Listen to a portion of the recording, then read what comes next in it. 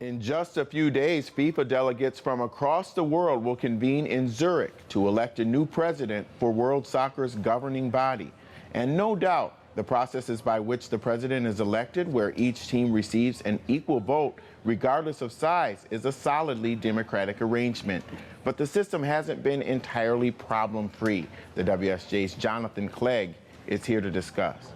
Okay, so you would think that a democratic process like this would be something that would be hailed widely, but it's brought about some controversy and criticism. Tell me what's going on. Right. Well, I mean, the controversy is really about the fact that FIFA keeps electing this guy, Sepp Blatter, its president, despite the fact that his presidency has been sort of characterized by controversy and crisis and sort of lurches from one scandal to another.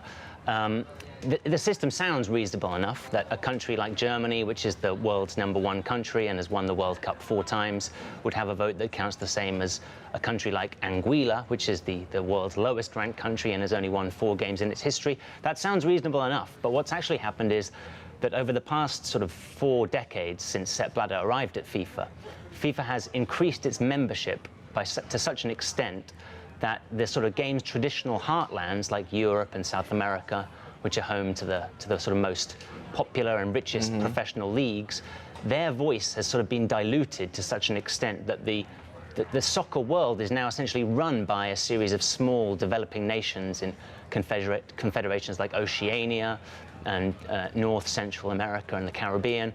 And these are the nations which now essentially decide who runs world soccer. Okay. And to large parts of the world, in Europe, for instance, that is not an acceptable arrangement, especially when they keep electing a guy who has proved to be such a magnet for controversy. Yeah, they're mired in controversy all the time. Okay, so, and Harold May Nichols, a former president of the Chilean Soccer Federation, has said that he's tried to come up with another system but can't. So is it that there aren't any other alternatives? Well, I think it's difficult to come up with alternatives. I mean, he mentioned that you could perhaps have a system that is based on the number of people in each country, so the most populous nations would have a bigger say in the running of FIFA than smaller nations.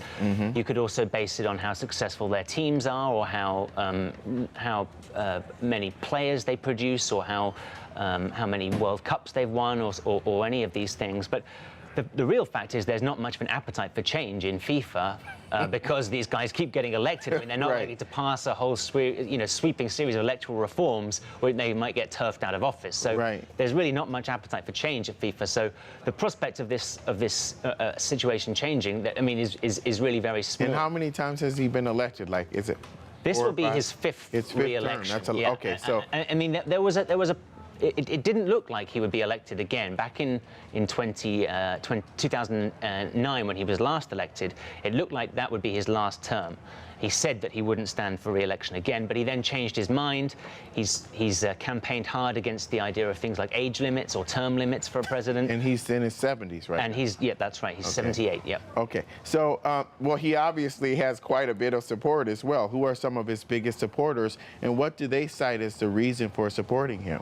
Yeah, I mean, Blatter's presidency, although it's been marked by so much sort of scandal, has had some successes. He's turned the World Cup tournament, which is that quadrennial international tournament that we all watch, that has become a huge moneymaker under his watch. I think the last World Cup generated, which was in Brazil last year, generated something like $6 billion in revenue. So he has had some successes, but he's used a lot of that money that FIFA has made during that time to fund the development of soccer in smaller nations and across the developing world, to sort of shore up his support in those worlds. So he is incredibly popular among the smaller nations in FIFA.